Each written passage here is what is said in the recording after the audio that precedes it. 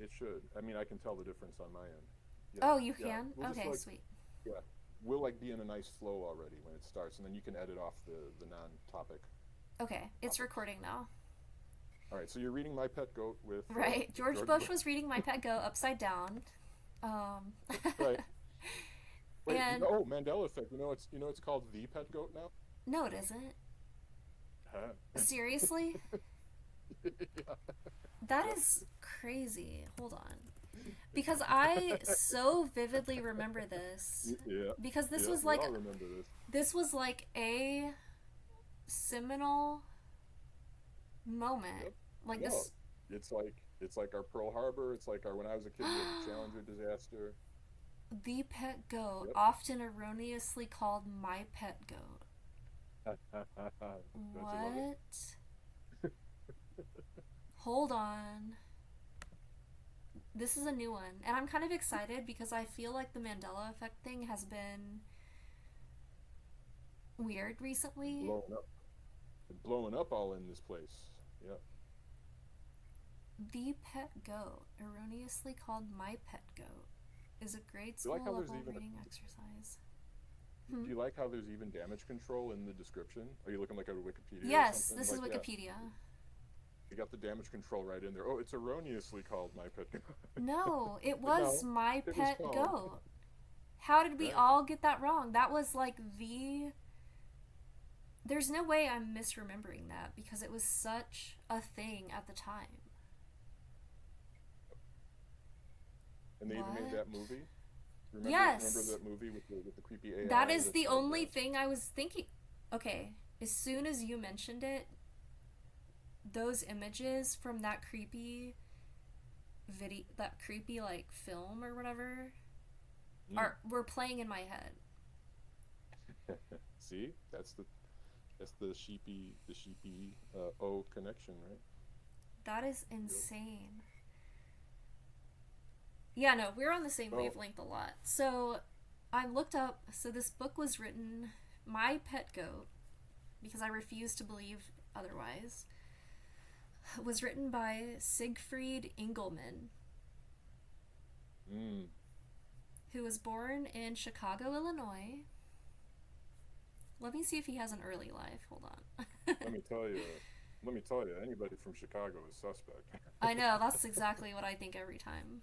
When I see Chicago and a name like Engelmann, you know what I'm thinking.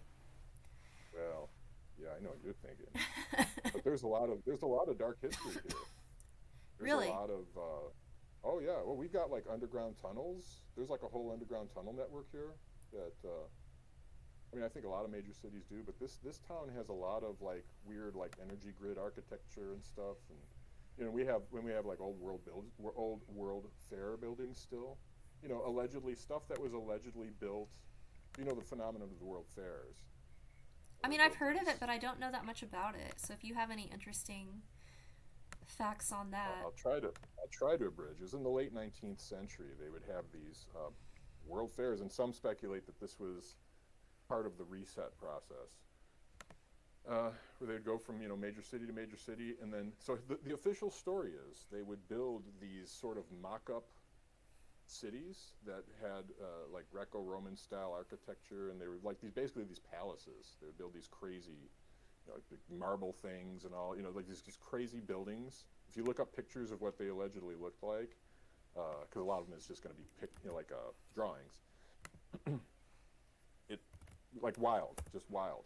The official story is that these are like basically like mock-up buildings that were just built to be intended to be destroyed, but they would leave a few, and a few of them would stick around, and they're still standing to this day.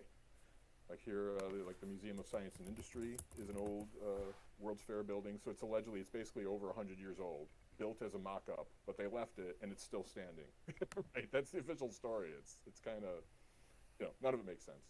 Like all before the invention of the power tool. All this, by the way, they were building these crazy buildings Right. that last over a century. When we build stuff that's just like a box, like we build a skyscraper or something. It's just like just a rectangular or square thing.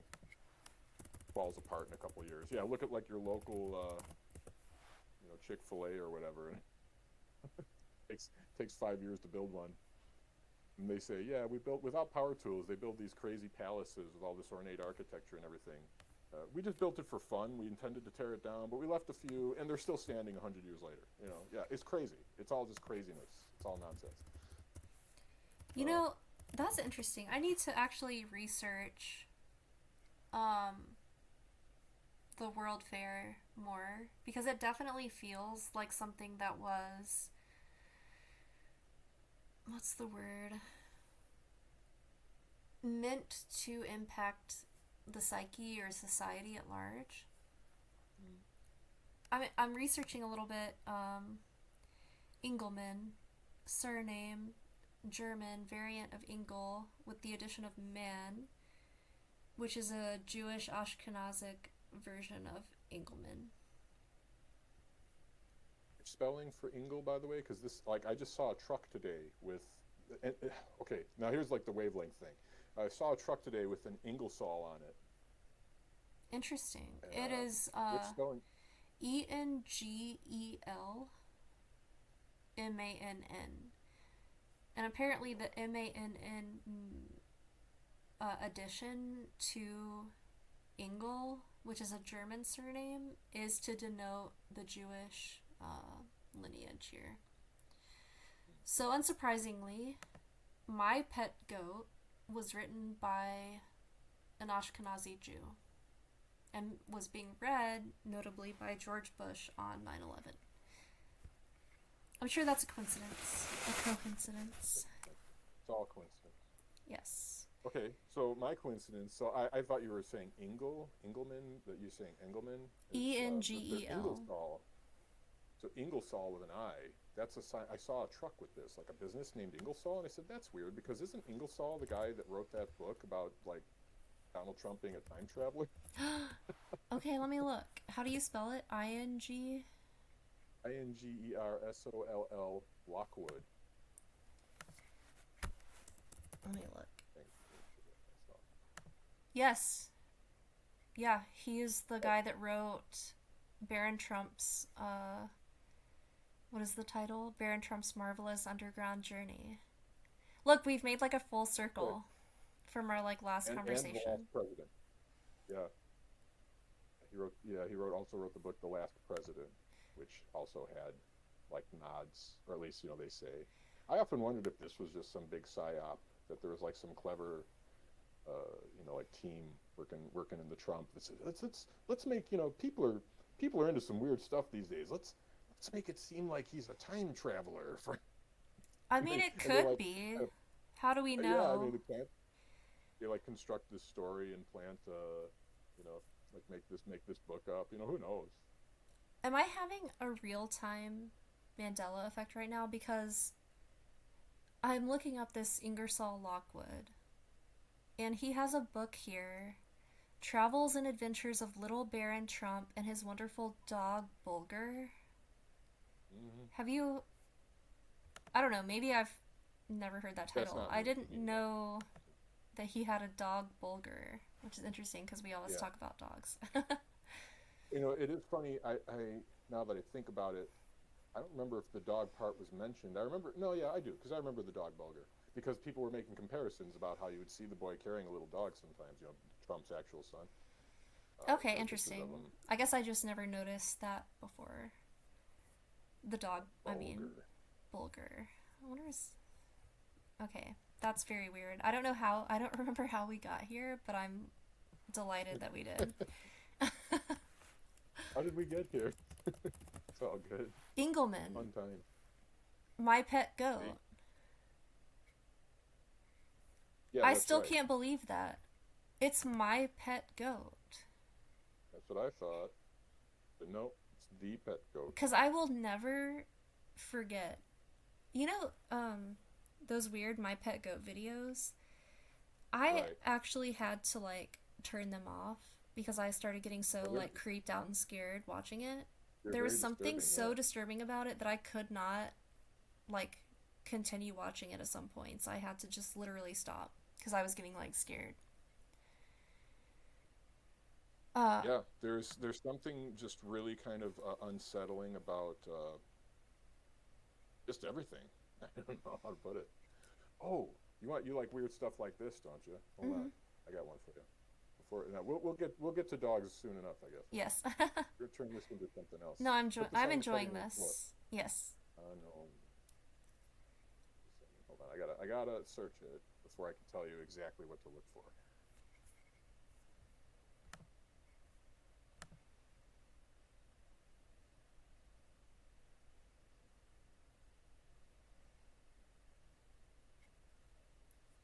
While you're searching, Remember the name of the I magazine? wanna comment like there is a lot of, I guess, residue because like half the results for this are still just showing images of like my pet goat and like videos and stuff like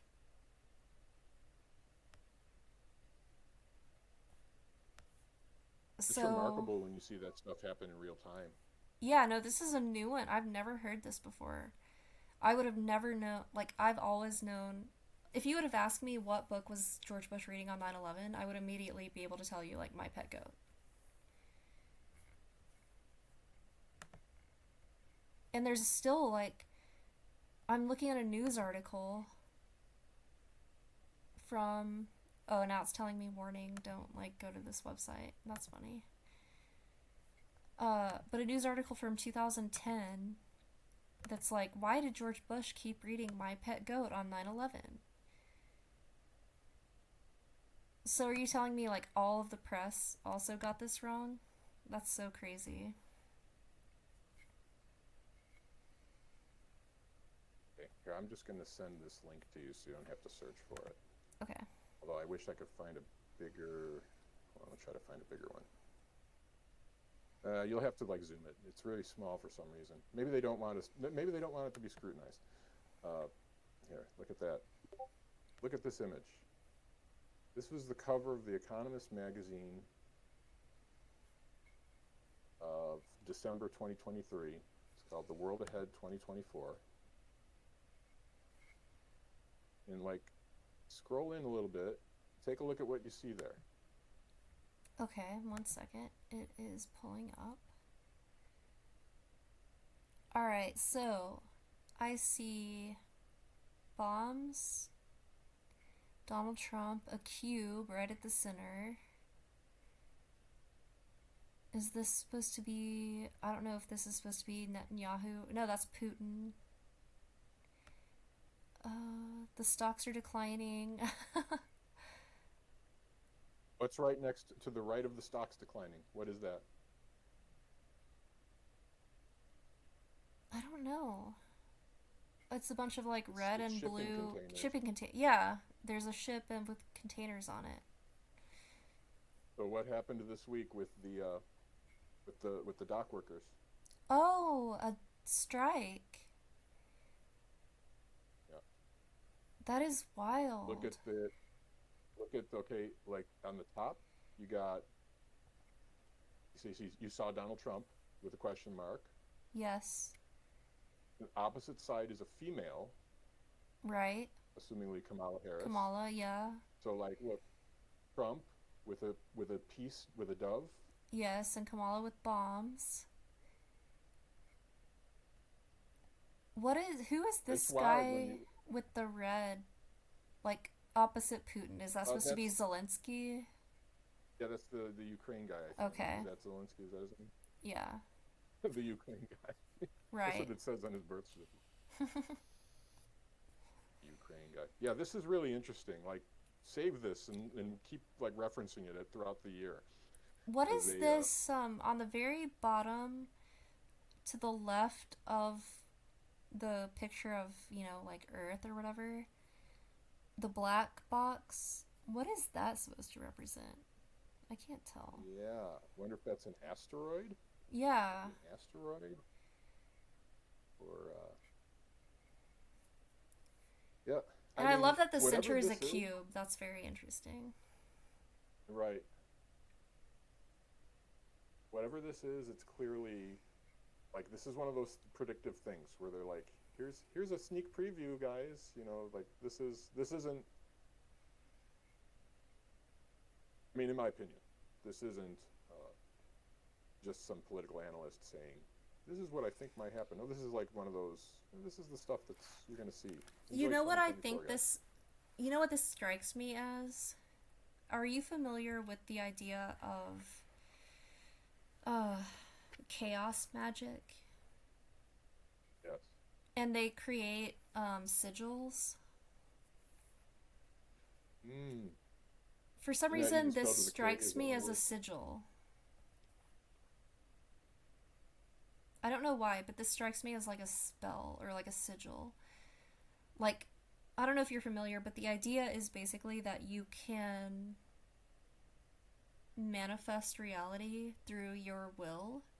Like, magic Right. essentially boils down to the idea that you have power, right? Like, your consciousness can shape reality. That's what magic basically boils down to. And they achieve this through various means. Like, that's why you have, like, Aleister Crowley and that type of, like, ritualistic magical practice, like a formalized magical practice, where you externalize your will through ritual. And then you have other schools of thought, like with chaos magic, and they do things like externalize their will through the creation of like sigils. I don't know why, but this is immediately striking me as like a sigil. Yeah, I think you're right. I think it's exactly what it is. I I mean, think that's you're the right. idea of what rituals are, right? Like when you have like predictive programming, like the concept is it's not like these people can just like predict the future. Like it's going to happen inevitably and they just can foresee it. No, they are creating it, right? That's the idea of Right. rituals. Like these things aren't going to just happen on their own. They're making these things happen. And they're doing it by like manipulating your consciousness because your consciousness has like power. Like we all have this is magical thought, right? Like I'm not saying I believe this necessarily, but I'm saying that they believe this, right? I get you. We have the ability to shape our reality through our own like thoughts and actions. I don't know. As soon as like I've just like read about this before and looked into it and the way it's like symmetrical and I mean this was clearly like designed. Like somebody took a lot of time to design this. Um it's just coming across to me as like a magical sigil. And look, oh Whatever my it is, it's gosh, fascinating. look on the left hand side.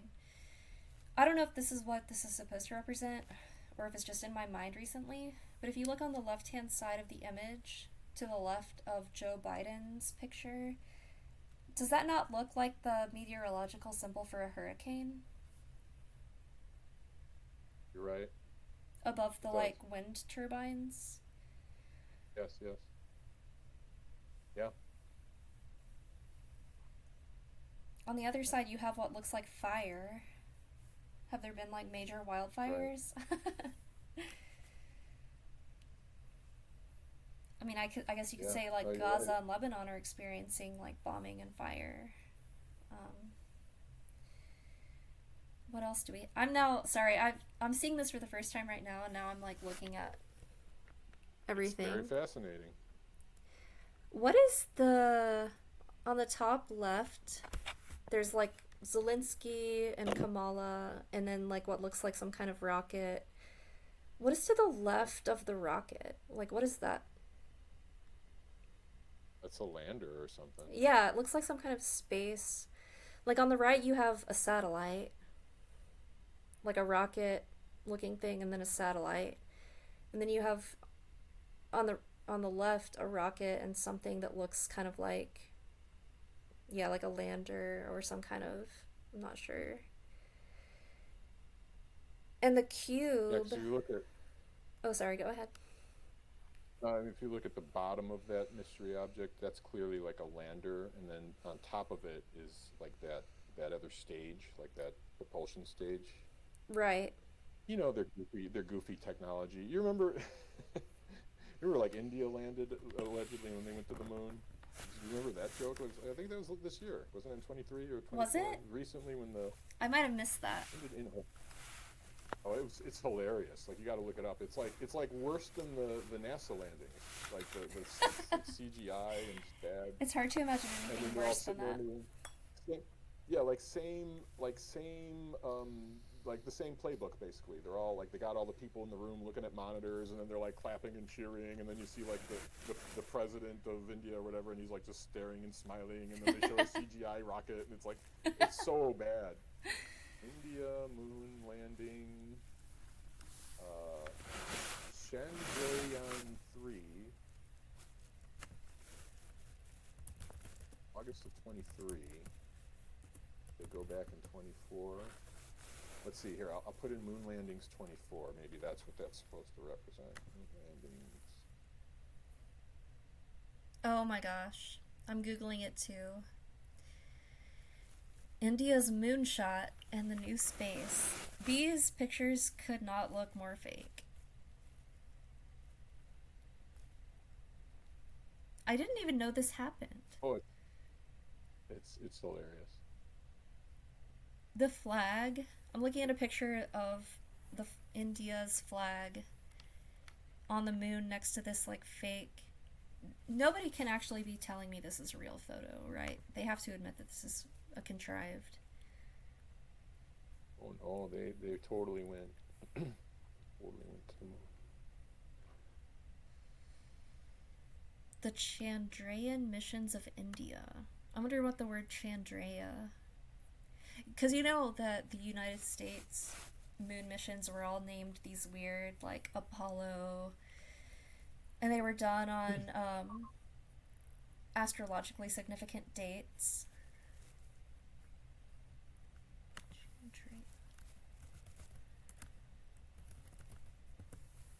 Yeah, here I got. Did you watch the video No. of the India moon landing? Let me pull up Watch a this video. one. Okay. Here, this one's hilarious. Hold on. Got you, as they say. And then you're gonna be like, they really like really? You guys passed this off? This is bad. See if you were doing this one. I have literally Hey, never seriously. even heard of this. Where was I when this was happening? Look at this. Look at this. We It's can like see when the you Honorable watch it, Prime you'll see Minister. the president like waving a little flag back and forth. All right. Bad CGI. No. Everybody's clapping in the room. They can't be saying this is real. This is worse than the like 1960s moon landings. This looks like a joke. Now wait a minute, Sheepy. That sounds racist. Hold on. Oh, they're all clapping now. They're doing the NASA thing. They're like cheering and standing up. Straight out of their playbook. And Like, he's it's waving the basically- flag. Okay, here's how you do it. Here's how you do it, guys. Get a room full of people. Now you tell them that they're all going to get a bowl of curry after the event. Get everybody to cheer. Everybody to clap. This is Little CGI wild. lander. So apparently NASA did go back to the moon in 2024. So that's what that Nuh-uh. image must be. This is right here. Odysseus becomes the first U.S. spacecraft to land on the moon in 50 years. Odysseus lunar lander. Touchdown. Engineers had to overcome navigation issues. Yeah, I bet they did. Like the Van Allen radiation belts, but those only exist You when remember that, yeah. And it looks, oh my god, and look at it, it's like, yeah, it's like the same, some tinfoil, some curtain rods, a couple exposed wires. Yeah, a spacecraft, right? Totally believe it. Isn't it great? This looks even more. I mean, as ridiculous as the Apollo missions looked, like, something that somebody built in their backyard and wrapped in like Mylar. This looks even more fake than that. Uh, yeah. So anyway, to our economist sigil, that's probably what that is on the left. Interesting. I also think it's let me get back to that picture. So just from my like OG conspiracy days, like the eye on the left of course makes me think Yeah. of like the all-seeing eye, and it looks like it's plugged into brains. Hmm. And everything is The red neural and net. blue coated, which to me Mm. signifies like they've successfully everything is like um, a dichotomy. Like they've successfully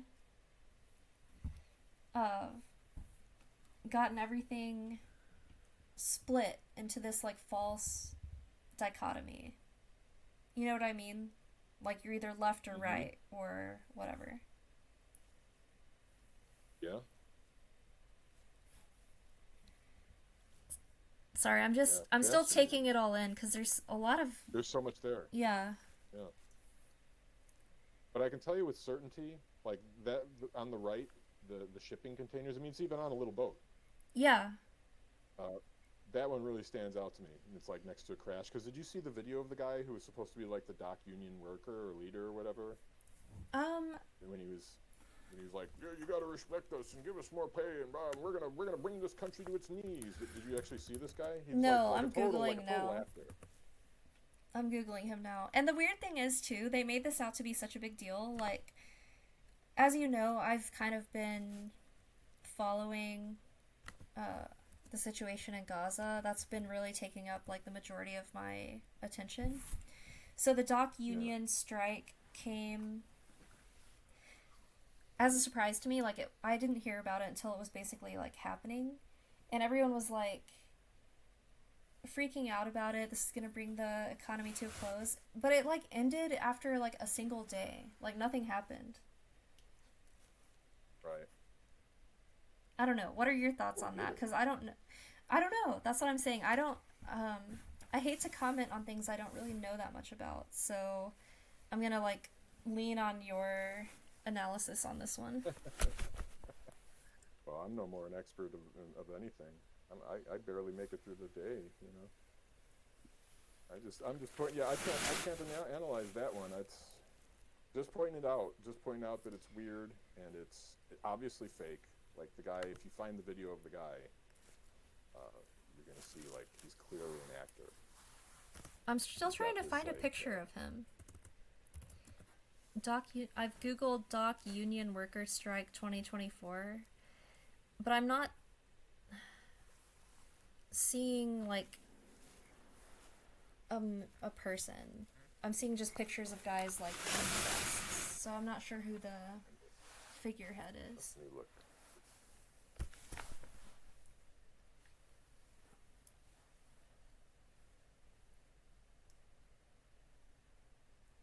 Harold Daggett is his name. There. What is it? Harold? Harold, Daggett.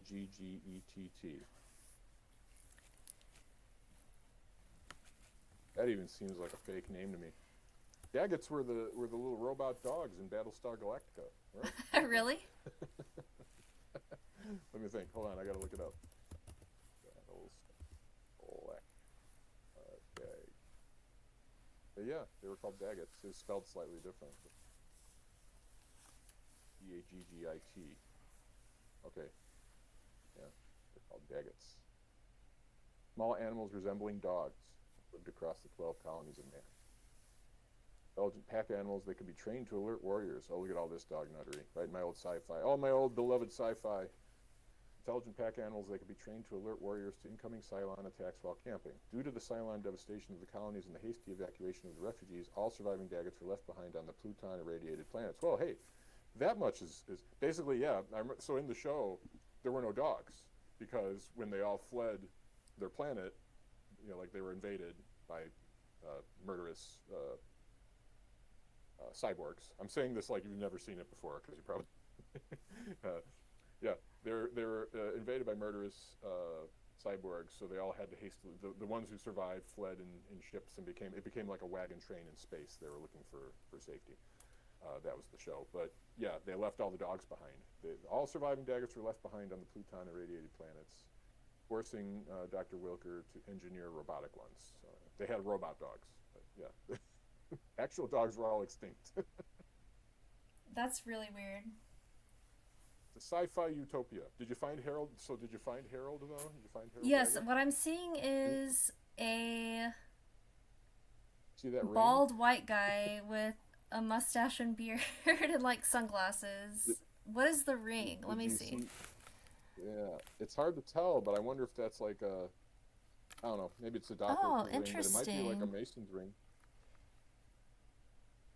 Yeah, I'm zooming into a picture now that shows him with the ring on. If you can find a video clip of him talking, just the guy's like bombastic. Like this is like an actor, you know. This isn't, Right. or maybe he's just a larger than life personality. To be in his position, he's got to have this charisma or something. But I don't know. He just seems to me to be so. Even the way they describe him, the tough talking, colorful head of the Union. You know, like yeah, he's something. We're going to show them. Here, I'm quoting it now. We're going to show them. They're going to have to give an F about us because nothing is going to move without us. We're going to win this effing thing. Trust me. They can't survive long. We're going to get what the F we deserve. Yeah, he's talking about, in interviews, he's talking about, we're going to bring the nation to its knees. You'll see. All like fear-mongering stuff. Right. Well, that's what I mean. Like the whole thing was really like built up. Like I started hearing about it on like the Sunday before it was supposed to start. And then literally like the next day, like people were like, "Oh, go out and buy your groceries, get gas. Like this is about to like cripple our society." And then like the next day they were like, "The union has settled. Like they're getting a raise and it's over." I was like, "What?" It just seemed to be a big like nothing burger. There's the idea that um, a lot of these things are there simply for the psychological effect. Like, yeah, like nothing burger is in like it's not even really there. It's like not even really a thing. And sometimes I wonder. It sometimes makes me question reality. I have moments where my brain is just so unhinged from all this craziness. And maybe I'll start. You know, I'm going to veer now into the dogs, and then maybe it'll lead us into the dog. You know, to the actual. Like, Okay. consider it the actual thing. Because I saw a thing the other day where. Oh yeah, okay. So there's that story about the prisoner, the guy in the prison, and they inserted a comfort dog into the cell and Oh slapped it yeah. away or something. I Hate Dogs has been covering a lot of the channels have been covering that recently. The most like when you're watching the story, you're just like, is this just here to piss me off? They take a guy, he's in a cell, he's not causing any trouble. One guy is on the floor sleeping, he's on the floor reading, another guy's sweeping, like they're all like fine. But we got to put a comfort dog in there with you.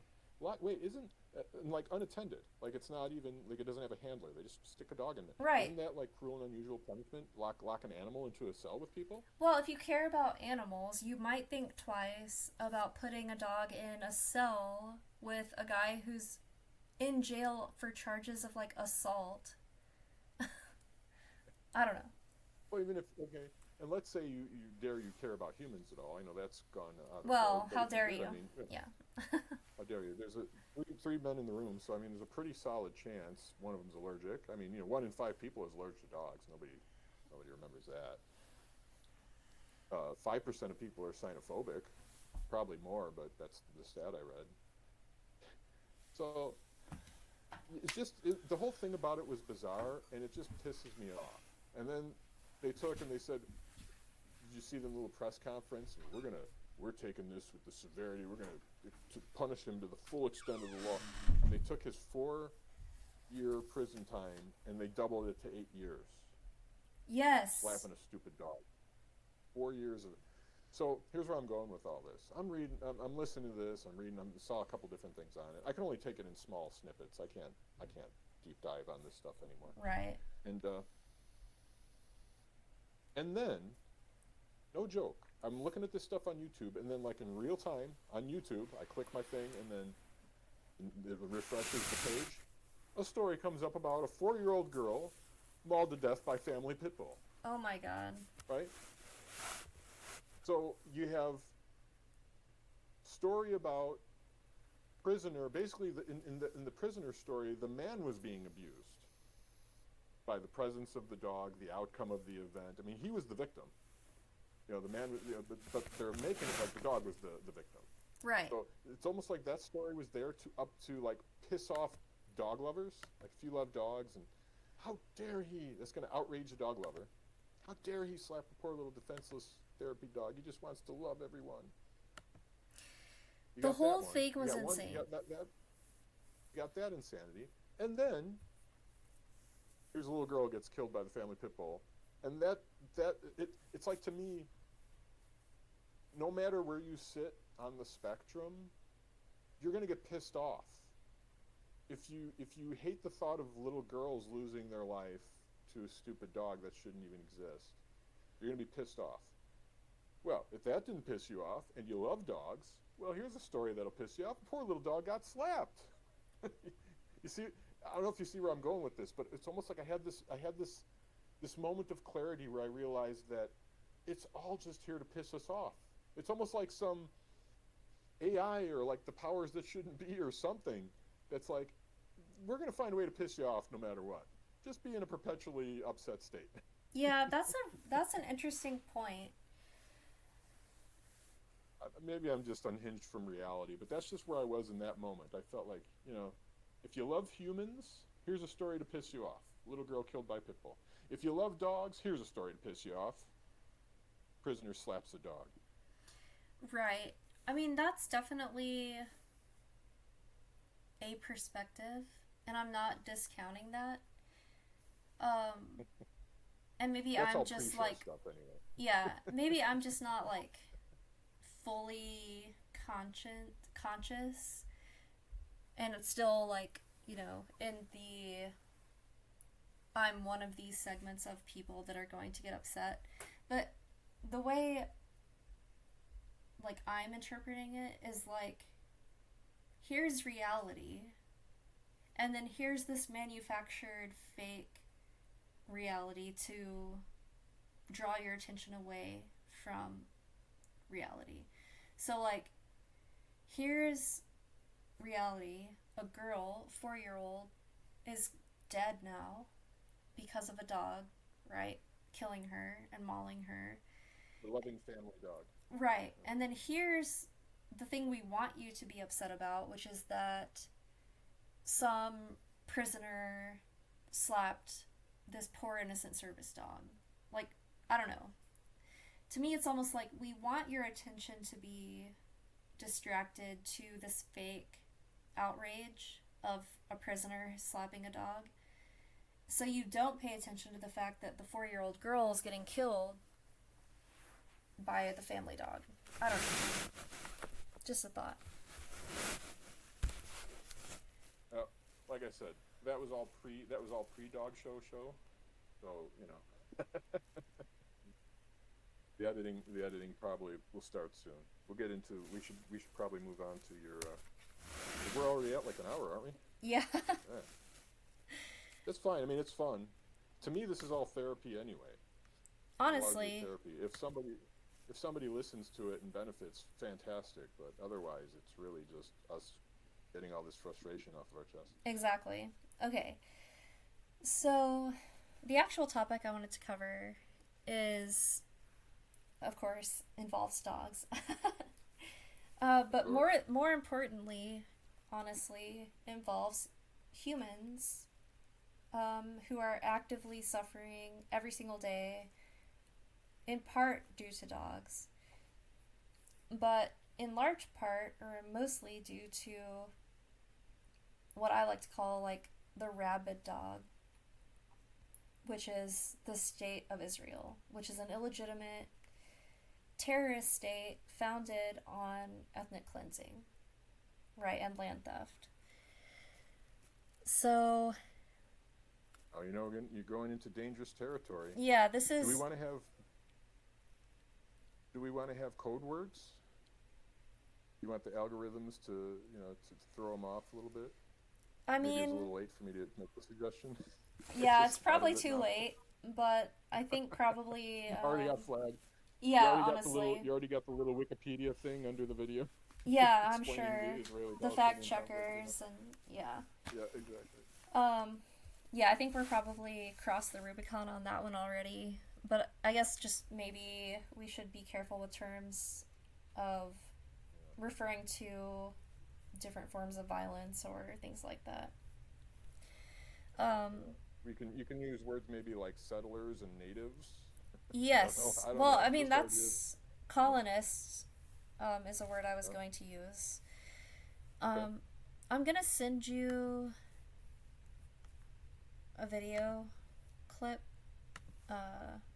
You can watch whenever you want, but since you're not able to hear what I'm going to play, it's like a 54-second clip that I wanted to play. I Yeah. think I've seen this video before, actually. Okay. Wait, is this the one with the? No. Okay. I'm gonna play it so it'll record like on my screen. Yeah. But I don't think you'll be able to hear it while I do that, so I just wanted you Probably to not. know what I'm referring to. So it's, You're playing the one that you sent me though, same video. yes, it's Daniela Weiss, Arabs Will Not Stay in Gaza Strip. And actually, before I play it, I just want to give a little bit of background. This woman, I'm on her Wikipedia page, and it describes her as a far-right Israeli Orthodox Zionist settlement movement extremist and former mayor of Kadumim, an Israeli settlement located in the West Bank. I'd like to point out to anyone that isn't familiar with this part of the world or Palestinian history, the West Bank is supposed to be Palestinian territory. So after 1948, actually 1947, when Palestine, which was a country that was inhabited by Palestinians, who are the native people of that land, their country was essentially stolen by the British, who were colonizing Palestine, and the British carved out part of Palestine to give to the Jews, to settle them after World War II. The West Bank and Gaza were supposed to belong to the Palestinian people. However, since that time, many illegal settlements have been built in the West Bank and Gaza. These are illegal under international law, but the Israeli state basically protects and even encourages these illegal settlements. So I just want to point that out because she was the mayor of a settlement in the West Bank, which is illegal under international law. So just to give you a background on who this is that we're talking about. She was born in Palestine in 1945. Her father was from the US and her mother was from Poland. Because, most of these Israelis that went to Palestine were of American or European, heritage or background. They're not actually Semitic people genetically. They don't actually have any type of ethnic tie to the Middle East. Their claims to that land are purely, I guess, theological or whatever. They believe that God promised them this land, but they're not Palestinian. They're not native to that land. So that's who this woman is. So I just wanted to give some background because she is a strong proponent of illegal settlements. Okay, so I'm gonna play this clip now.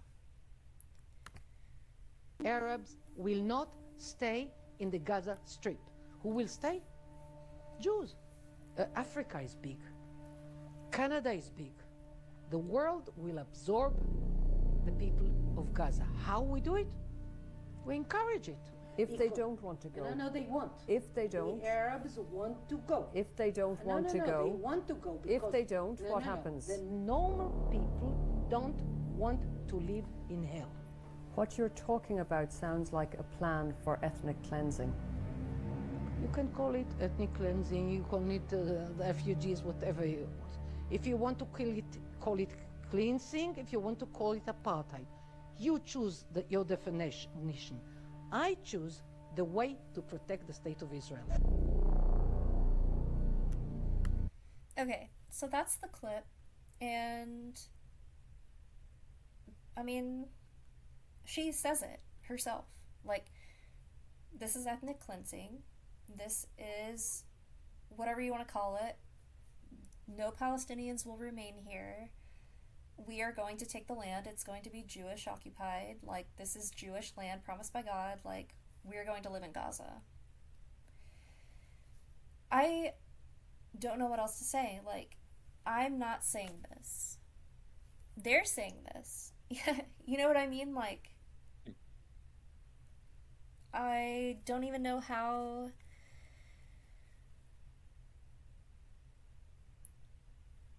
Yeah, I mean, they tell them, give anybody enough chance to speak, they'll tell them themselves. Right, like, this was on CNN, okay, which is already like a controlled media. And then I wanted to point this out. Let me send you this so you can see what I'm talking about. Just, basically my point is to display like the hypocrisy that's going on here. So... Is this the same lady I saw on the boat? I think so. Was she on the... I think she was on the also boat on the too? boat, yes. Because she's one of these people, one of these so-called extremists. And I take issue with that characterization. Because it's portrayed as like, oh, there's just these crazy, super extremist Jews that want to like, you know, settle all of Palestine. No, like, what are you talking about? That's how Israel exists. Like, it's never been anything but an extremist, ideological movement. There is no moderate ethnic cleansing. So, but look how they characterize her. The grandmother who wants to lead Israelis back to a Gaza without Palestinians. Like, look at the way they characterize her and the passive language. Like, have you ever seen an article that portrays Hassan Nasrallah as the grandfatherly figure that wants to defend Lebanon? No, he is literally classified as a terrorist.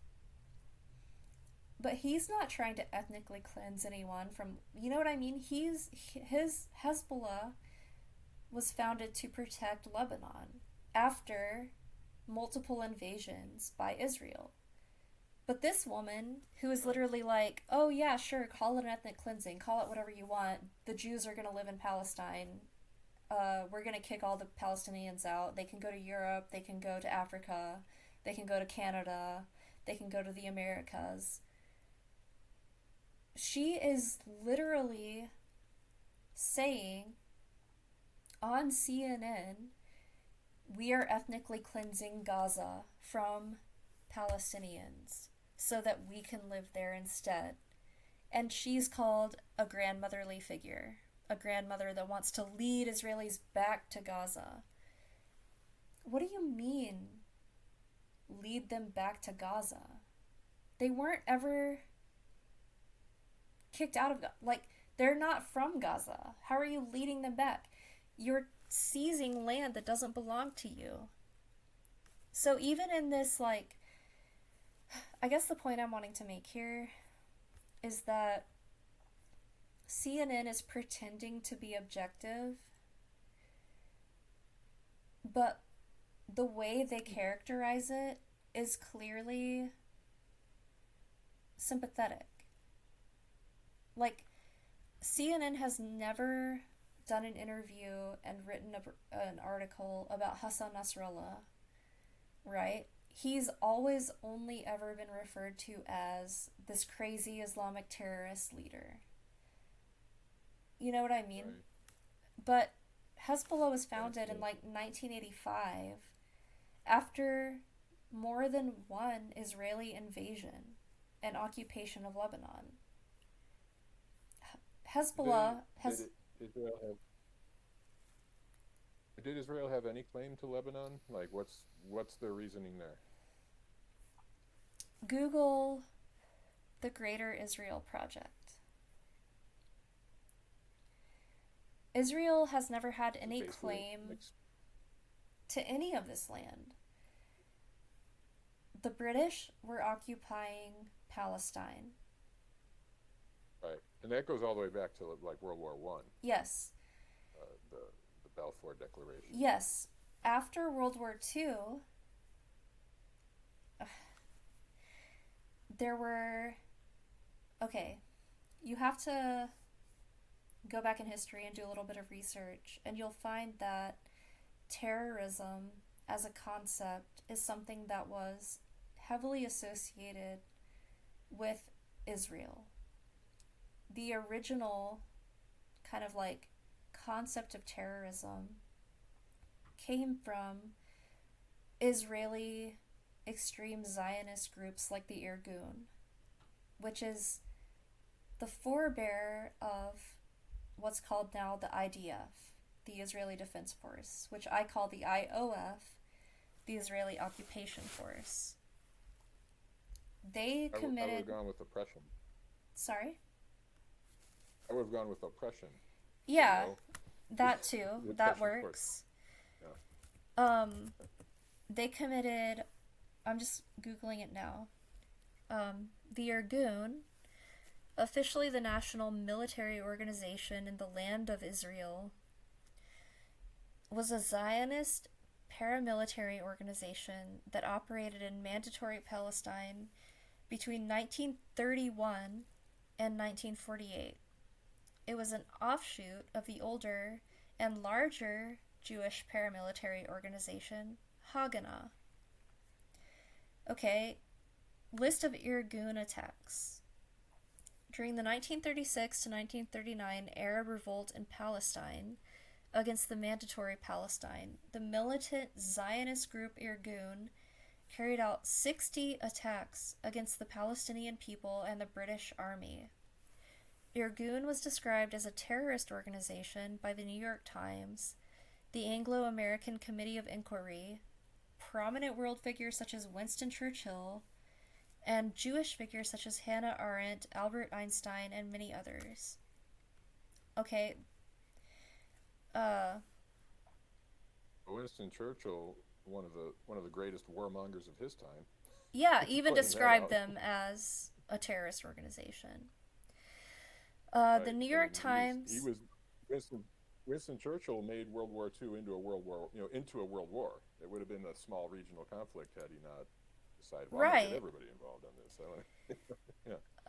The New York Times at the time cited sources in an investigative piece which linked the Haganah paramilitary group to Irgun attacks such as the King David Hotel bombing. Irgun launched a series of attacks which lasted until the founding of Israel.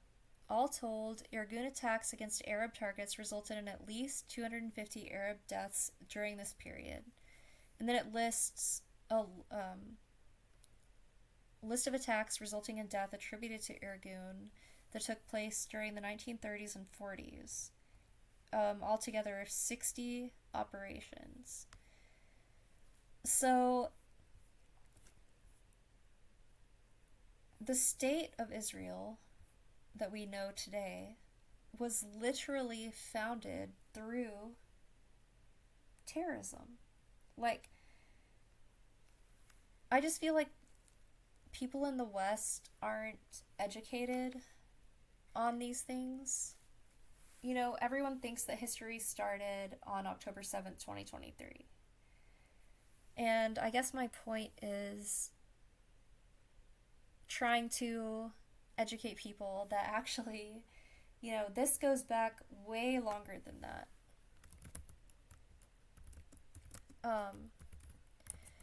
And that That's people are most allowed. most likely by design. I Oh, mean, the yeah. education system has a specific curriculum they want taught, a specific history. Right. Do they So, teach history anymore? I mean, Is that a thing? I think they teach something that masquerades itself as history.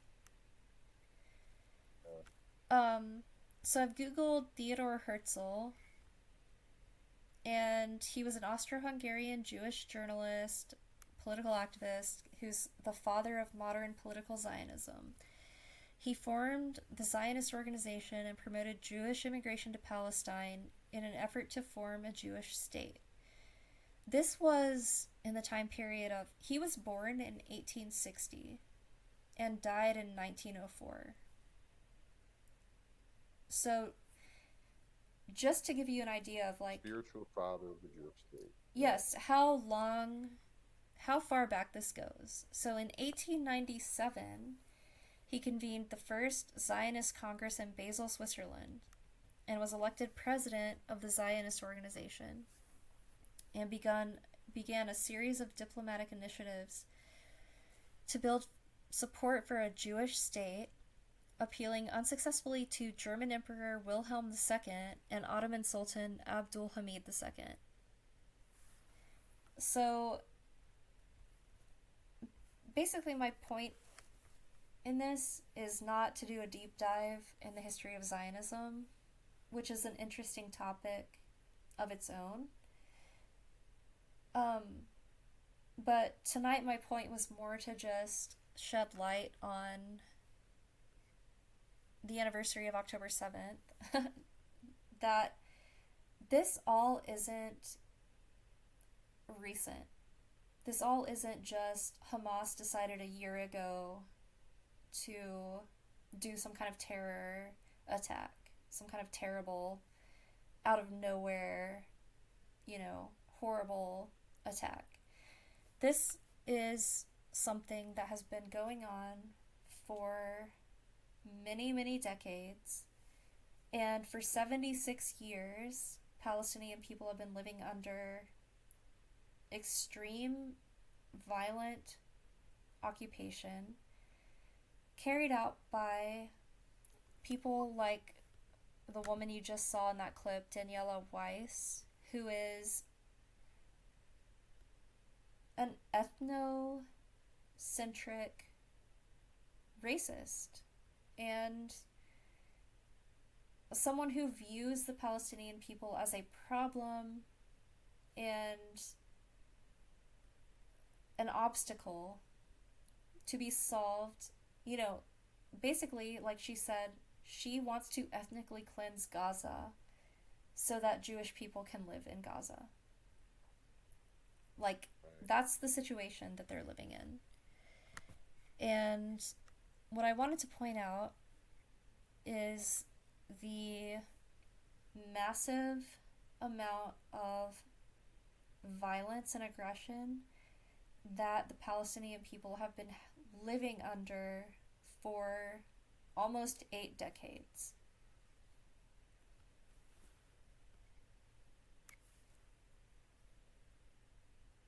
And are we gonna talk about specifically too the use of dogs? Is that my understanding?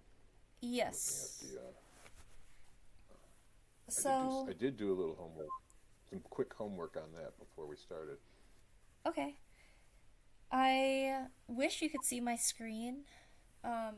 I could send you some links, but right now I have pulled up a report or an article from June of 2024. The Israeli army systematically uses police dogs to brutally attack Palestinian civilians, with at least one reported. Great. I don't know if I can say that on YouTube. But this is something that's been covered by multiple human rights organizations, media outlets, and eyewitnesses who have endured and lived through this experience. So it says numerous incidents of Israeli forces using large police dogs during military operations in the Gaza Strip have been recorded by Euromed Monitor Field Team, particularly during raids of homes, shelters, and medical facilities. The Israeli Army's systematic use of dogs during home raids suggests that the recent attack on Daulat al-Tanani, an elderly woman in Gaza City, whose mauling by a dog was caught on video and went viral, is not an isolated incident. Rather, her case came to light because it was captured on camera and published. 6-year-old Al-Tanani, who was attacked on May 14th by an Israeli army dog in her home in the Jabalia refugee camp in the northern Gaza Strip, told the Euromed Monitor team, "I was sleeping in my house, which I refused to leave after the Israeli army entered the Jabalia camp. I woke up to the sound of Israeli forces breaking through the wall into my home. A dog wearing a camera on its back attacked me in a matter of seconds, biting my shoulder and eventually reaching my bone with its fangs. He dragged me outside.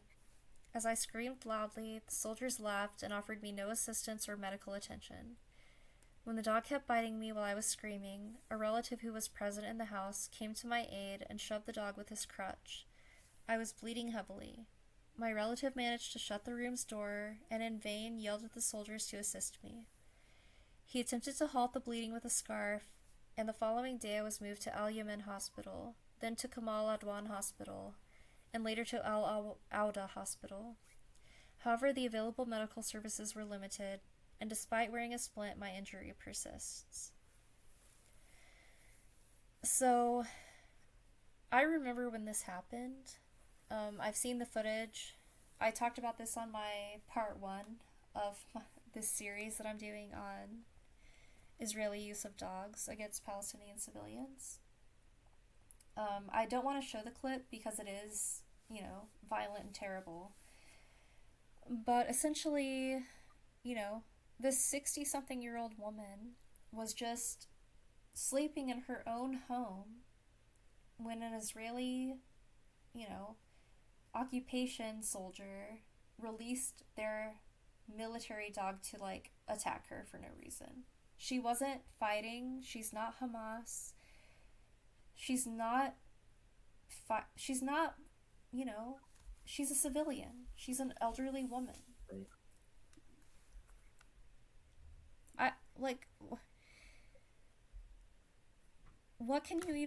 How can you justify that? Oh, you can't. It's purely evil, and it's savage. And I'm looking at the the article. I already had this pulled up actually. And these are they appear to be. They look like German shepherds, I guess. Maybe something like that. They're big. They're big attack dogs. And it's a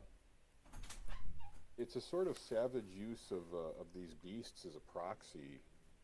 That not to compare this to what we're seeing day to day here in the United States, but it is that same type of people will enact things that they normally wouldn't do themselves, but they'll do it through their dog.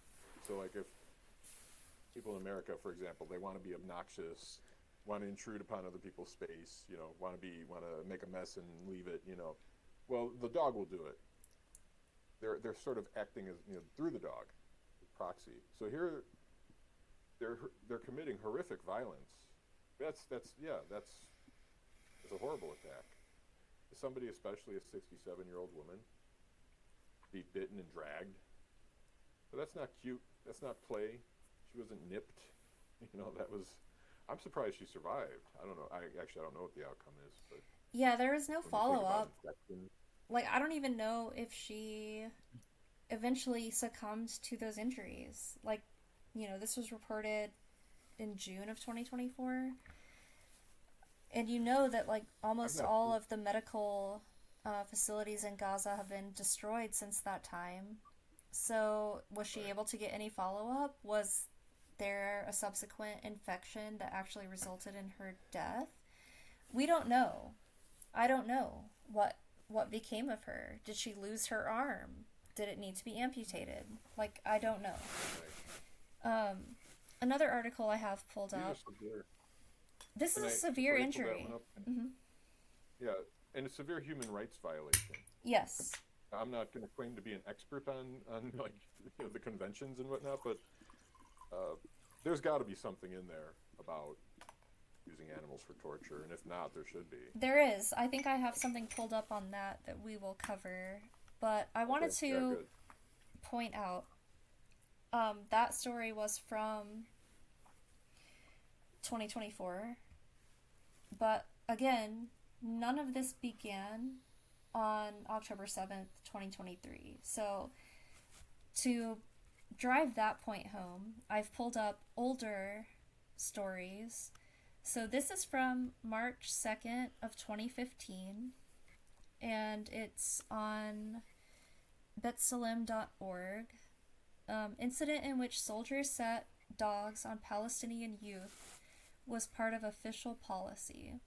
So it says, today, March 2nd, 2015, the Israeli media published a short video of two soldiers from the IOF dog unit filmed by another soldier after they had set a dog on a Palestinian boy.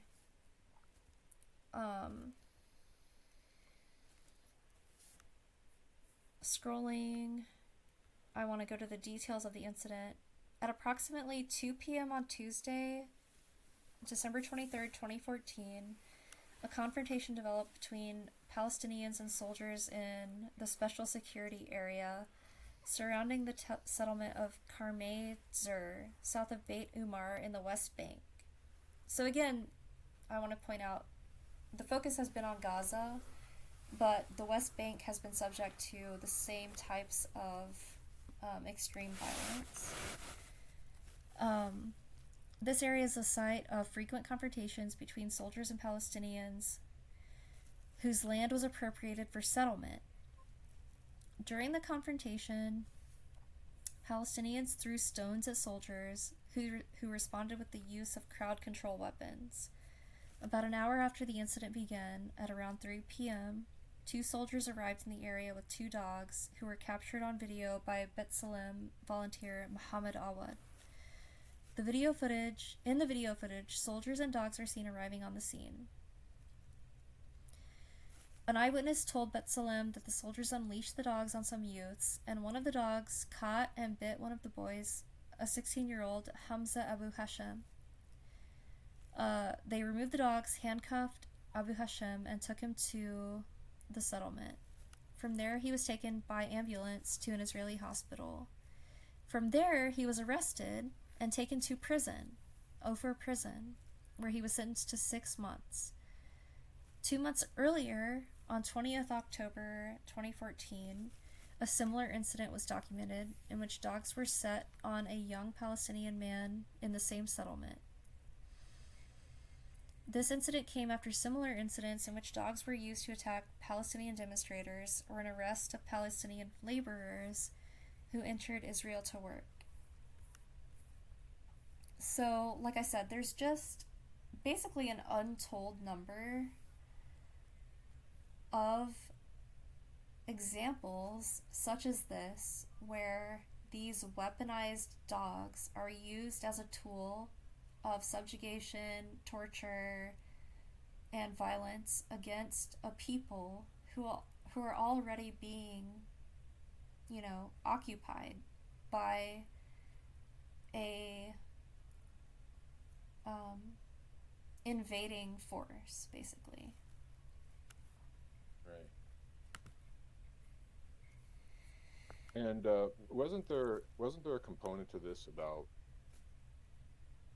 the dogs specifically? Because we know that Abrahamic faiths are at their core anti-dog, and Islam takes that seriously. Yes. My understanding is Judaism does too, which is where I kind of have a weird, like, I don't know. Anybody I've known that's been Jewish has told me they're anti-dog. And of course, we know that the Christian Bible is supposed to be anti-dog too. It's just Christians don't generally, they don't pay attention to the things they don't like, so they forget about Right.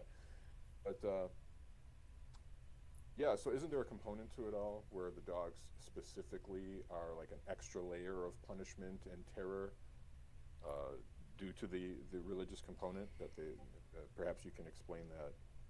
Yes, there is certainly, I think, an intentional use of dogs to humiliate the Muslim Palestinians who are under this occupation. And of course, like you said, Christianity um, in the Bible never refers to dogs in a positive light.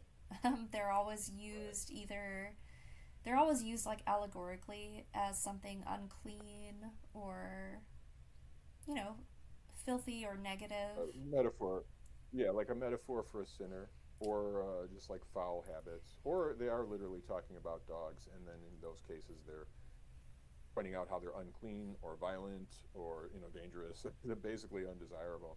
Yeah. Right. And the same is true for Islam. And I think, like, because Islam is not westernized in the way that Christianity is, and as you know, like, Western civilization has very much been become under the spell of this, like, dog culture, there is Right. some difference there, right? So in Islam, they say in the Quran, like, wherever a dog is, angels will not enter.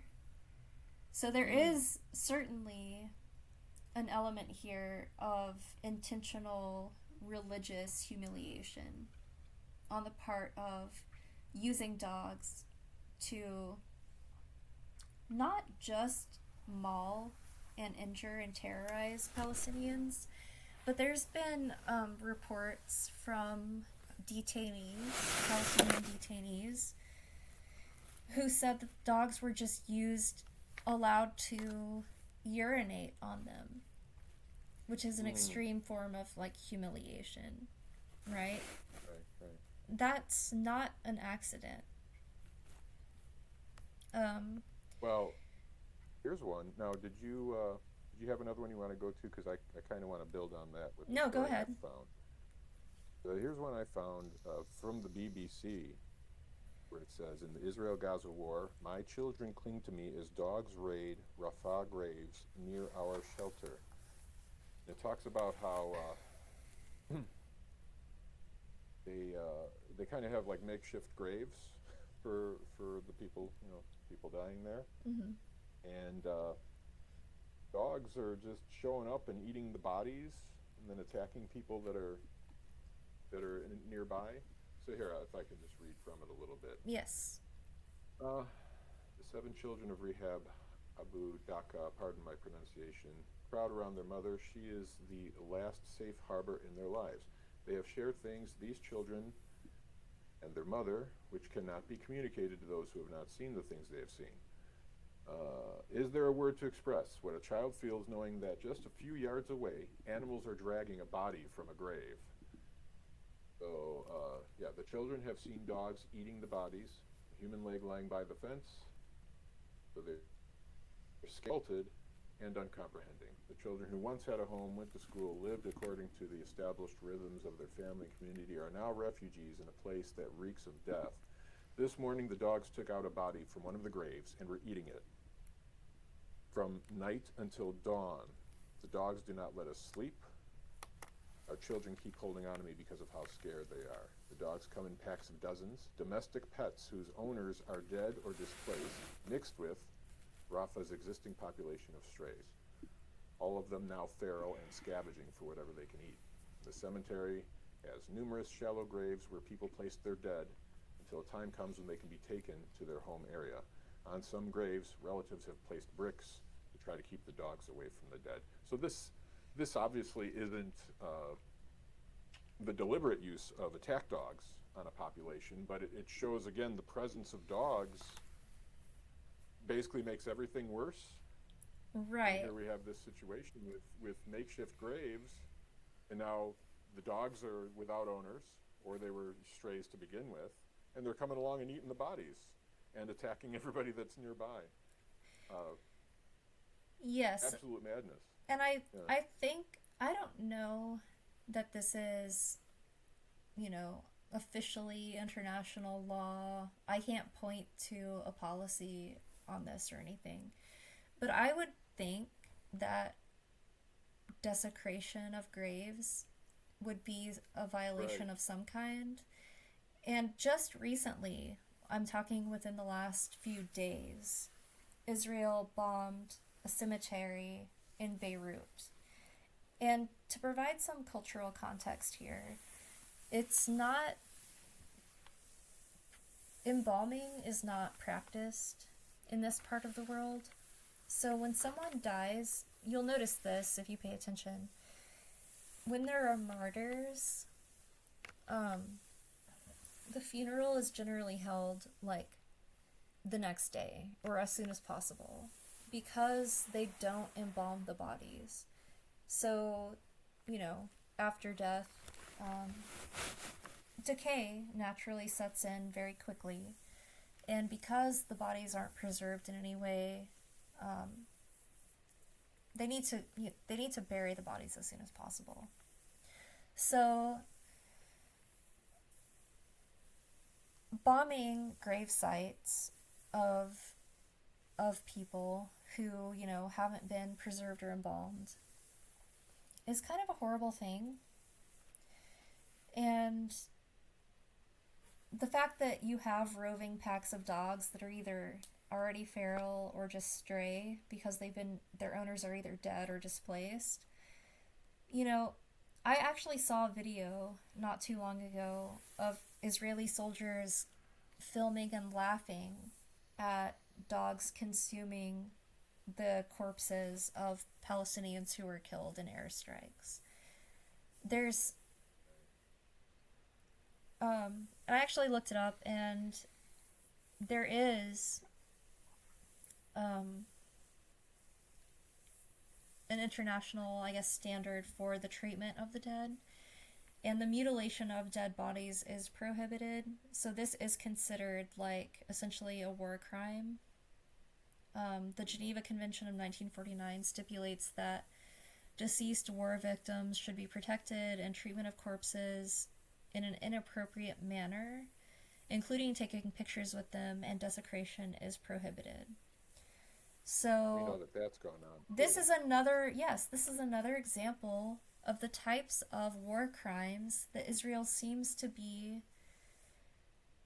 completely, openly committing, posting to social media. Like these Israeli soldiers filming and laughing about dogs consuming corpses of Palestinian civilians is a war crime. And again, yes. Sorry? I'm reading some of the protocols here in the Geneva Convention. Yeah, outrages upon dignity, in particular, humiliating and degrading treatment. And to tail that back to what we were, the previous point about sort of the, let's just say, religious terrorism of it all, that, we know that it's such a desecration to say have a dog attack or urinate on somebody, let alone eat their corpse. Now, that probably has some sort of religious connotation as well. That particularly, I mean, it's awful no matter how you do it, but I think if you take a faith seriously, where dogs are considered to be unclean, and then say they're going to eat the corpse, and then have people laughing about it. Yeah, I think there's like a more of that's like a heavier psychological blow than it already is. Yes, very much so. So let me see. All right, so I have another article. This is from Ramallah on 7th of February 2024. Israeli forces unleashed an attack dog on a 4-year-old Palestinian boy in northern occupied West Bank this week. They released a military dog into the Hashash family apartment on the morning of February 4th after carrying out an arrest operation in the Balada refugee camp near Nablus in the occupied northern West Bank. according to documentation collected by Defense for Children International. The dog ran into the apartment and began attacking 4-year-old Ibrahim Hashash after knocking him out of his mother's arms. The dog tore off Ibrahim's clothes and repeatedly bit him on the lower half of his body as he bled profusely. The attack continued for about 3 minutes before the Israeli occupation forces entered the apartment and removed the dog from Ibrahim. An ambulance brought him to Rafidia Hospital in Nablus, where he's being treated for internal and external injuries. And then there's a quote, Israeli forces routinely show complete disregard and often contempt for Palestinian children's lives and safety. In a hyper-militarized environment where systemic impunity is the norm, kids like Ibrahim will increasingly be targets. So this 4-year-old boy has to remain in the hospital until he receives plastic surgery to repair his injuries. And then it says, Israeli forces systematically use military dogs to attack Palestinian civilians, including children, during their incursions into Palestinian cities and towns. The DCIP, which stands for Defense for Children International, recorded 4 cases in 2023 where Palestinian children were attacked by Israeli military dogs. These cases include a 13-year-old boy in Tulkarem, a 14-year-old girl in Jenin, and 2 siblings aged 8 and 12 in Tubas. So, again,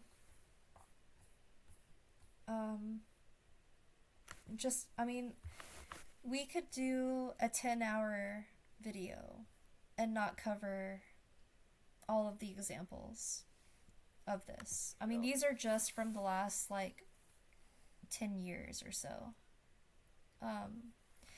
There's even been recently documentation of Israeli dogs being used to sexually assault Palestinians who were being held captive in prisons. Oftentimes Israel will just detain civilians. One thing they do to terrorize the population is, and they do this as a form of, I guess they say, deterrence. So if they have, let's say they know someone is a member of Hamas, they won't just target that individual. And this is a violation of international law also. They'll target his entire family. They will wipe out his entire family line. So they'll arrest, underage individuals, literal children. They'll kill his parents. They will wipe out an entire apartment building. They'll kill his neighbors. That's the kind of, reality that these people are living in. Isn't that the definition of genocide? It is. Yes, this is, as I said in part 1 of this video, which I recorded earlier by myself, this is the most documented genocide in history.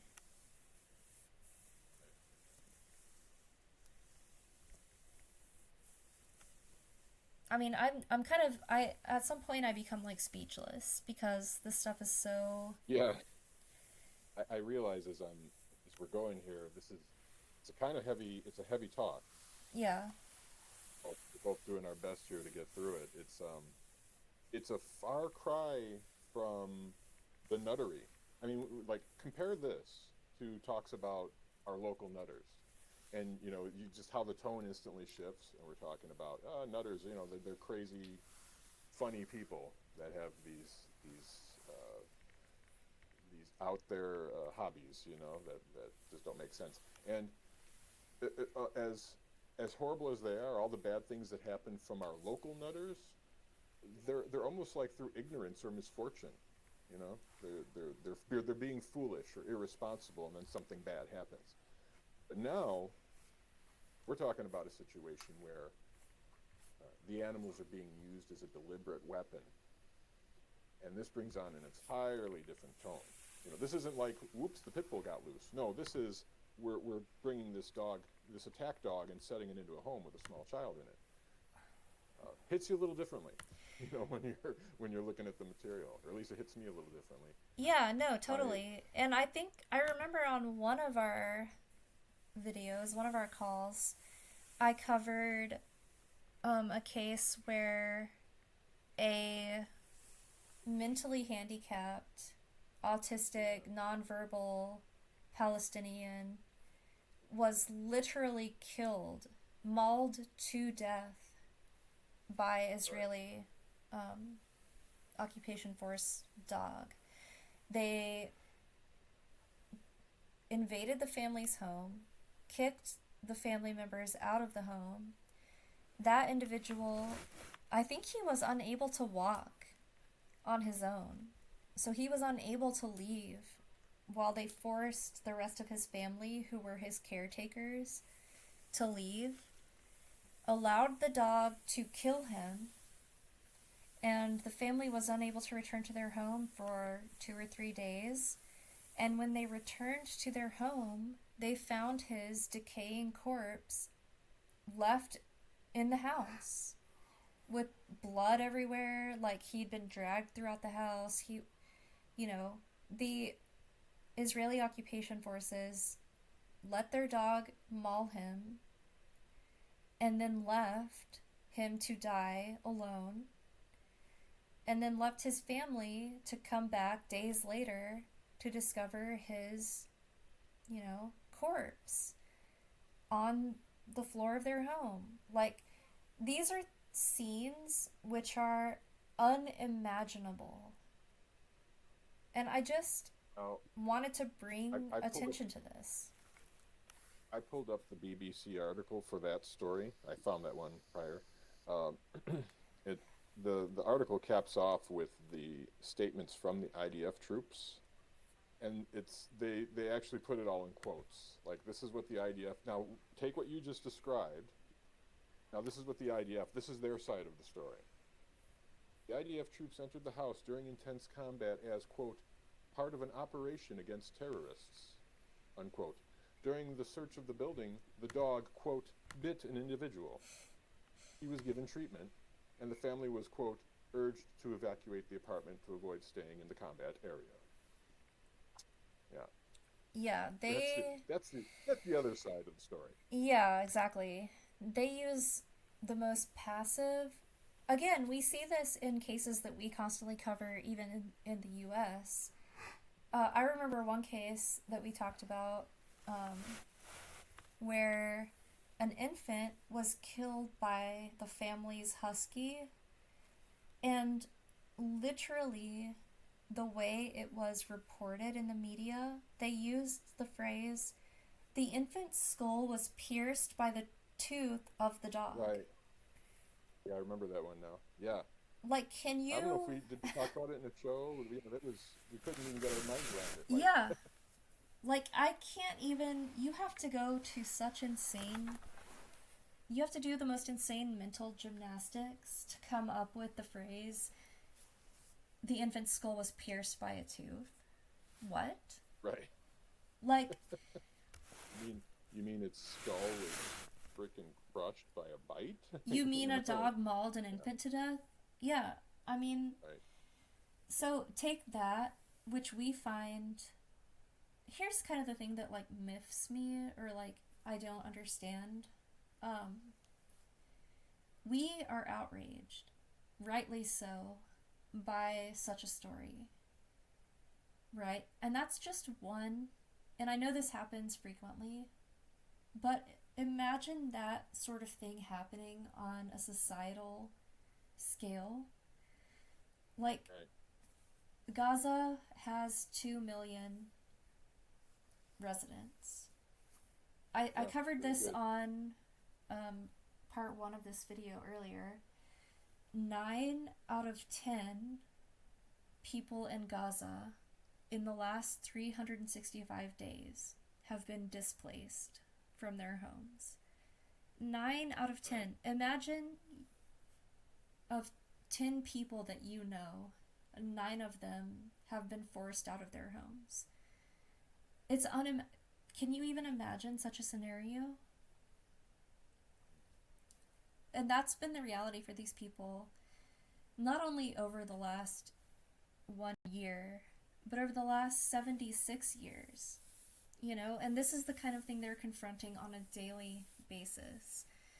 So, I don't know. I guess my whole point, the reason I wanted to cover this topic more in depth is because we talk about horrific instances of children or people being mauled to death and killed by dogs in the US. Those are all terrible incidents.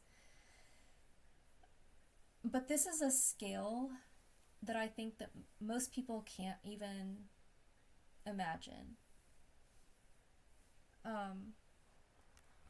And so I just wanted to cover it because I think that it deserves coverage.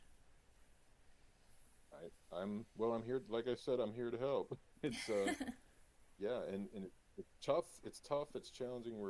I can feel it. Like we were having now, so if this makes it to YouTube and doesn't get instantly taken down or something, Right. just so any viewers may know, we were having, now Sheepy and I haven't had a conversation in months. We have not spoken to each other, and that's nothing bad between us, but life. And so we had a pre-call call. I call it the pre-call call. We were talking. We were having a good old time. I think then I say just turn the recording on at some point. You may use it like cutting room floor stuff. We're talking about other weird stuff. Having a great time. And then right away we get to this topic, and man, I'm feeling it. I don't know if you're feeling it, but man, it's heavy because it's big. This is big. This is a big, the dog thing is a big problem in the U.S., but it's not, they're not being used as tools of warfare. And, I thought that, I thought that crying havoc and letting slip the dogs of war, I thought that was like an old-timey thing. I thought that was like a more savage time when people go around using attack dogs deliberately on other human beings. I thought that was more of like a past thing, but I guess not. I guess here we're at, and it's still a thing. And if I could say anything to any dog nutters out there, you're always trying to talk reason to people that, it's like they say, like playing chess with a pigeon. It's like they're maybe not ready to accept any kind of logic on the thing. But by engaging in dog culture, you're supporting all this stuff. See, because like a responsible species at this point should say, enough, get rid of these things. They're a liability even in the most peaceful of environments. Their instincts are to kill and savage and harm. And then, on top of that, they can be deliberately used as weapons. And by having your fluffy woof woof that you love, and it sleeps on your couch and in your bed, and you feed it and take it to the grocery store and treat it like your child, by engaging in that culture, by endorsing it, by having another dog in the world, and thus providing the demand, you're saying, we want these things. Well, you're condoning that these things also get used as a weapon of terror. And maybe sounds a little harsh for me to say, but the blood's on your hands. Even if you got some like stupid little rat dog that you think, oh, my dog's never hurt nobody. Yeah, but other dogs do. We need to just get rid of them all. Get rid of them all. We shouldn't have these biological weapons that can be turned on human beings in such a horrific way. Nor should we have ones that accidentally go off and maul a 4-year-old child. Yes. It was looking for something to do. Absolutely. I think you raise a really important point here. And yes, this topic is extremely heavy. I know and most of the listeners are aware at this point. It's personal to me. I feel personally affected by this because this is the part of the world that I ethnically am from. my majority of my family still lives in this part of the world. They are subjected to this sort of violence, like continuously, and have been for all of their lives.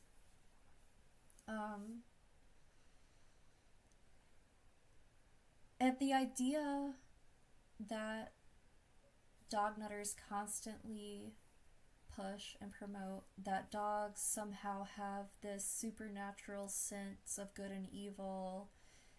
I trust my dog's judgment. Right. If my dog doesn't no. trust someone, neither do I. I just want to ask you to take a moment and think about this. Are these Palestinian children who have never known a world in which they aren't oppressed? They have never known a world in which they are free.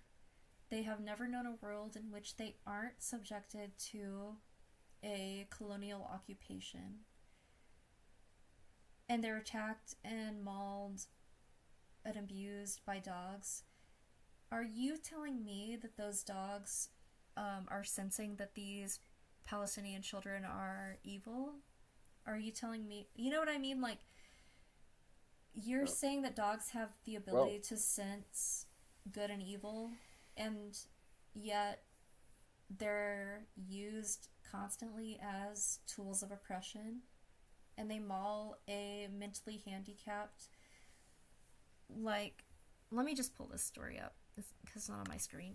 But this Palestinian man who was killed, mauled to death by a dog that was sicked on him by the Israeli occupation forces. He was Hamas? Was he a terrorist? I mean, just think about it. Just think about that for a minute. Right. And where was the dog's superpowers of being an arbiter of human morality? When did that kick in? Did the dog stop and tell the handlers, no, this man is innocent. I will not attack him. Right. No, because it's literally a biological weapon, like you said. So I have it pulled up. I've covered this before, but just to, if anyone hasn't heard about this story before, Mohammed Bahar was 24. He had Down syndrome and autism. His mother, 70, Nabila Bahar, said that he didn't know how to eat, drink, or change his clothes. He was still in diapers, He was nonverbal. He had basically the mental capacity of an infant, a baby. He needed constant caretaking by his family members and his mother. This man was evil, Like, the dogs couldn't tell that he was basically the equivalent of a child, an infant. Like, he had no ability to even defend himself from this horrific attack. He has like essentially the mental capacity of a baby, right? Like, you're talking about a person here who was unable to even comprehend the political situation in which he was living, right? Like, he didn't support, whether or not you support Hamas or whatever, he was unable to even make that consideration. Like, this is just beyond horrific. But by giving dogs this, by assigning this ability to dogs and saying that dogs are these moral arbiters, it's almost like this post hoc reasoning. Then you can say, oh yeah, well then the dogs must have known best. Yeah, he must have been evil, right? Clearly, because of course part of how can you commit atrocities against other human beings without demonizing them? You have to make them evil to be able to commit the crimes. So it almost like wraps everything up in a tiny bow. Like, you can create this loop of reasoning and say, well, dogs know who's good and bad. So, sure, this guy was, basically like, The dog said, the dog eliminated him. I guess he was bad, and then that makes our actions justifiable because he was bad. Yeah, it all works out. Right. Or really, who Freedom cares? and, Like, culpability. yeah. Right. Or they might say, well, it's not the dog's fault because the dogs were just trained to attack people. Well, okay. Right. Do you really think it's a good idea then that you should put in the hands of evil people a creature that is capable of mauling to death, a 24-year-old mentally handicapped man because that's what it was trained to do? I mean, either way, their argument fails, right? Like, either you can't say, well, dogs know the difference between good and evil, but also dogs can be trained to do evil things by bad people. Right. Like, if they can be Right. if it can be trained to do evil things, then you can't also claim that it knows the difference. Like, you know what I mean? If it can be used as a weapon to kill an innocent person, like, it shouldn't But be golly, in the hands of people. Right. Yeah, nobody should have them.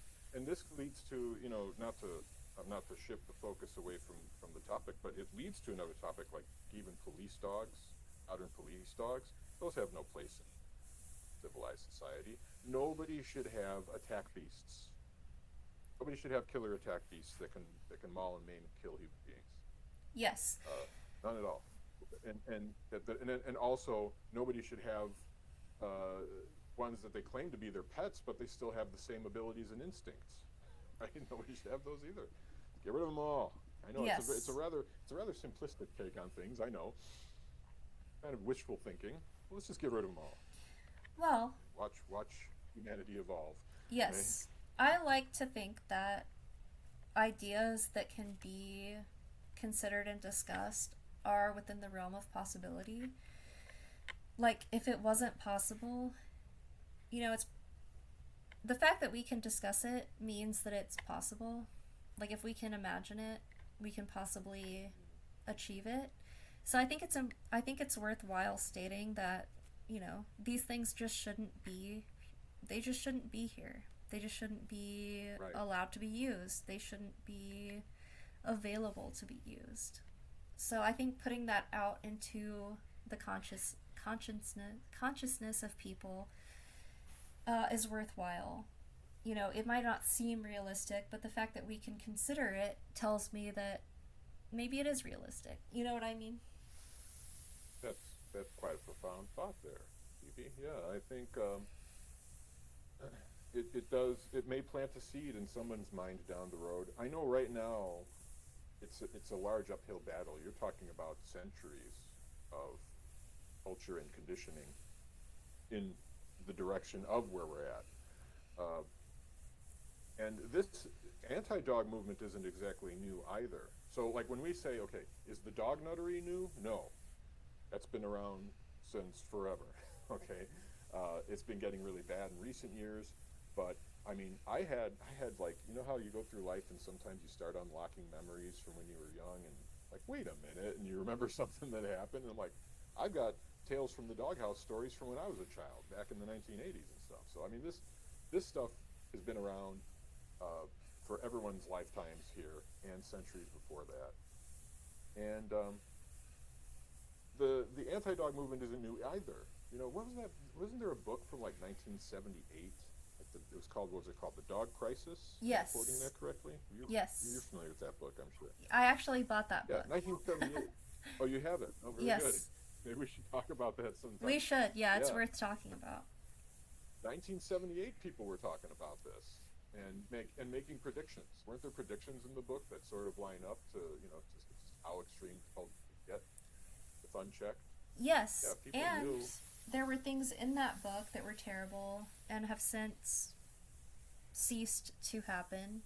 Like, the book mentions that for a while the native North American horse population was almost like destroyed because they were being used for dog food until labeling dog food was required. So Yeah, that's kind of an Well, we don't interesting want to thing. feed our we don't want to feed our precious dog a horse. Right? They only get turned off. And what a tragedy anyway. I mean, to take a magnificent creature like a horse, who was traditionally man's best friend. I mean, kind of in a sick, twisted way. I guess it is fitting because they twisted that. They gave the dog the moniker, and they said, "Oh, the dog is man's best friend, so let's feed him the horses." That's we'll take his title and we'll take their meat. Exactly. Yeah. So I think there is a chance and a hope for change and a hope for a better future. And I do think that, sometimes I feel like, oh, what's the point of talking about this? Nothing's ever going to change. But I do also sometimes feel like just having these conversations and just, I do think there is some truth to getting things just even into like the consciousness of other people. Like, I do think there's value in expressing these thoughts out loud. So whatever tiny minuscule part I may play in building towards a better future for humanity, like, I'm okay with that. I might have the tiniest part, the tiniest impact, but all of it counts. You're doing your part. Yeah, I'm doing No, what I I'm can. I'm kind of inspired by what you're saying. I know in the past I've voiced I'm not, I'm not going to contradict anything you're saying now, but I know in the past I have voiced my sort of, I guess, despair on the subject. But this is a much more optimistic take. We'll go with this. I'll say that anything you speak into the ethos here, we're gonna maybe affect some change, like create a ripple effect or something. Yeah, who knows? Maybe somebody hears this and they decide not to go to the shelter tomorrow to pick up a new dog. Who knows? Maybe they have a second thought. It's a very optimistic take. I think, maybe it's healthier to go that way, because otherwise the alternative is it gets pretty depressing. Yeah. Yeah. I mean, it's normal to despair, I think, but and I'm not, knocking that. It's, of course these are terrible things. These are heavy, sad, horrific things, but I don't know. There's like a quote, and it's something like, men planting seeds for trees like they'll never live to Yes. see, or something like that. Right. Like, maybe, probably, likely, almost assuredly, I will never live to see a day where people have sane thoughts about dogs, or like a dog-free culture, Right. But Right. I'm willing to at least plant those seeds. And maybe one day, my great grandchildren will sit in the shade of those trees that I planted. And you have that incentive. You have that lineage. You're working on it. So, blessed are those who plant trees under whose shade they will never sit. That's the proverb you're thinking of. Yes. And Yeah. it's 11 p.m. here. I need to go to bed soon. And I think that's actually a great quote to end things on. So I think I will wrap it up for myself. Now we're almost 2 hours in to the recording. So do you have any final thoughts?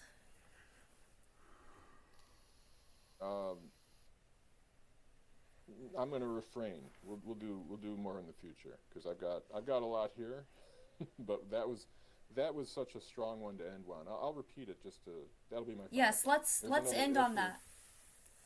It's another way to put this. It's the same proverb, but worded slightly different. A society grows great when old men plant trees in whose shade they know they shall never sit. Yeah. A society grows great when old men plant trees in whose shade they know they will never sit. So, you may not see the benefit in your lifetime, but those seeds may take root and do something great for the future. Yes. And blessed are those that plant those seeds. All right, so we'll wrap it up here. Thank you, and we'll talk Thank again. you. Definitely.